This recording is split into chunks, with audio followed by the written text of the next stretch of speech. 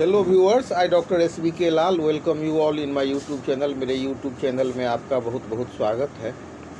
अगर आप इस चैनल पर नए हैं तो चैनल को लाइक शेयर और सब्सक्राइब कर लें ताकि विविध विषयों से संबंधित जो वीडियो मैं इस पर डालते रहता हूं उसका नोटिफिकेशन आप तक आसानी से पहुंचे। आज हम आपके लिए लेकर के आए हैं गुरुत्वाकर्षण का ये 9th क्लास का ये इंट्रोडक्शन क्लास है। तो इसमें जो है सबसे पहले हम परिचय प्राप्त करेंगे कि कैसे गुरुत्वाकर्षण का जो सर्वात्रिक नियम है न्यूटन ने दिया था। तो इस गुरुत्वाकर्षण का जो नियम है उसको खोजने के लिए, मतलब उसका जो डिस्कवरी हुआ या रीडिस्कवरी कहिए, तो उसके पीछे गैलीलियो का बहुत योगदान है। ऐसा नहीं है कि न्यूटन के आने से पहले ये नियम नहीं था, इसीलिए साइंस में ये इन्वेंशन नहीं कहते हैं, इसको बोलते हैं डिस्कवरी। तो सबसे पहले इटली के जो महान वैज्ञानिक हुए गैलीलियो गैलीलियाई 1564-1642, उन्होंने पृथ्वी पर स्वतंत्र रूप से गिरती हुई वस्तुओं का अध्ययन किया। स्वतंत्र रूप से गिरती हुई वस्तु के लिए अंग्रेजी में हम शब्द यूज करते हैं फ्रीली फॉलिंग बॉडी। उन्होंने अध्ययन किया और उन्होंने निष्कर्ष निकाला कि पृथ्वी की ओर गिरती हुई वस्तु का जो त्वरण होता है उसके द्रव्यमान से स्वतंत्र होता है और निर्वात में सभी वस्तुएं समान त्वरण से गिरती हैं।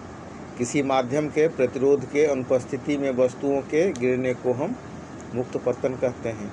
तो ये रॉबर्ट ने कहा था। इसका मतलब क्या हुआ कि ऊपर से आप 1000 किलो का सामान गिराइए या 1,00,000 किलो का या फिर एक गेंद गिराइए, अगर समान ऊंचाई से उसको गिरा रहे हैं तो उसको पृथ्वी पर पहुंचने में समान ही समय लगेगा। इसी को हम भौतिकी के भाषा में कहते हैं कि ये द्रव्यमान से स्वतंत्र होता है।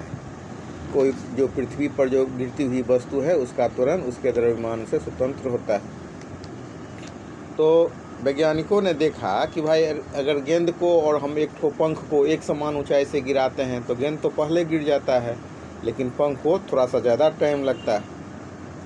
तब क्वेश्चन उठा कि आप कह रहे हैं कि ये जो पृथ्वी पर गिरती हुई वस्तु का जो त्वरण है उसके द्रव्यमान से स्वतंत्र होता है, तो किस साथ में गिरना चाहिए था, पंख को और गोली को या पंख और गेंद को?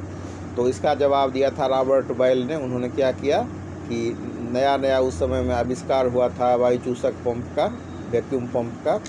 तो वायु चूसक पंप के मदद से हवा निकाल दिए जार का, और उसमें जब शीशा की गोली और पंख को एक साथ एक ऊंचाई से गिराए तो दोनों एक नीचे में पहुंचने में एक समान समय ले रहा था। इस तरह से इस नियम का सत्यापन हुआ कि पृथ्वी की ओर गिरती हुई वस्तु का त्वरण उसके द्रव्यमान से स्वतंत्र होता है और माध्यम के प्रतिरोध की अनुपस्थिति में वस्तुओं के गिरने की जो गति है, अगर मतलब माध्यम का प्रतिरोध नहीं हो तो एक समान समय लगेगा। हम देख रहे थे कि गेंद जो पृथ्वी पर गिर रही थी और पंख को ज़्यादा समय लग रहा था क्योंकि हवा प्रतिरोध कर रहा था।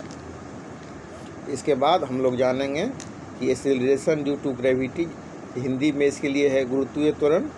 तो यहाँ पर जो ए होता है उसके जगह पर हम जी लेते हैं और इसका जो एवरेज मान होता है 9.8 मीटर पर सेकेंड स्क्वायर होता है। वैसे जो ये गुरुत्वीय त्वरण है इसका मान ध्रुव और मतलब भूमध्य रेखा पर अलग अलग होता है। भूमध्य रेखा के लिए अंग्रेजी में हम शब्द लेते हैं इक्वेटोरियल लाइन, और मतलब ध्रुव के लिए हम लेते हैं पोल। ठीक है। अब इसके बाद हम लोग सीखते हैं कि गुरुत्वाकर्षण का जो नियम दिए सर आइजैक न्यूटन। अब इसके बारे में हम लोग जानते हैं। ये इस नियम के हिसाब से क्या है कि ब्रह्मांड में एक कण प्रत्येक दूसरे कण को एक बल से आकर्षित करता है और उसका बल का परिमाण जो होता है कणों के द्रव्यमान के गुणनफल के समानुपाती होता है और उनके बीच के दूरी के वर्ग के व्युत्क्रमानुपाती होता है। यहाँ हम दो वस्तु ले रहे हैं, एक वस्तु का द्रव्यमान है m1 और दूसरे वस्तु का द्रव्यमान है m2 और उनके बीच दूरी r है। तो ये जो दोनों कण है उसके बीच जो फोर्स लग रहा है that force is proportional to the product of their masses, मतलब उनके द्रव्यमान के गुणनफल के समानुपाती होता है। तो ये जो दोनों, एक वस्तु का मास m1 है और दूसरा का मास m2, तो दोनों का गुणनफल क्या हो जाएगा, m1 इंटू m2। तो f जो है सो प्रोपोर्शनल हो जाएगा m1 और m2 के। उसके बाद दोनों के बीच दूरी कितना है r, तो ये दूरी के वर्ग के व्युत्क्रमानुपाती होता है, यानी कि मतलब 1/r² के प्रोपोर्शनल हो गया। तो हम लिखेंगे F is proportional to m1 m2, F is proportional to 1/r²। अगर हम F is proportional to m1 और m2 को F is proportional to m1 m2 को इक्वेशन 1 मान लें, F is proportional to 1/r² को इक्वेशन 2 मिला लें, तो समीकरण 1 और 2 को मिला लेंगे तो हमारा इक्वेशन प्राप्त होगा F is proportional to m1 m2/r²। अब ये बराबर कब होगा? बराबर होगा कि जब हम एक कांस्टेंट से गुना करेंगे, तो F बराबर G m1 m2/r²।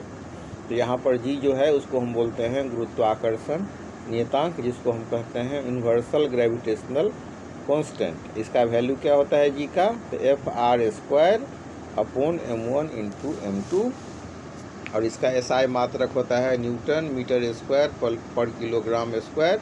1798 ईस्वी में सर हेनरी कैवेंडिश ने सोना के 2 भारी गेंदों के बीच प्रयोग करके G का वैल्यू प्राप्त किया था। तो उसका वैल्यू उस समय में जो आधुनिक स्वीकृत मान है 6.6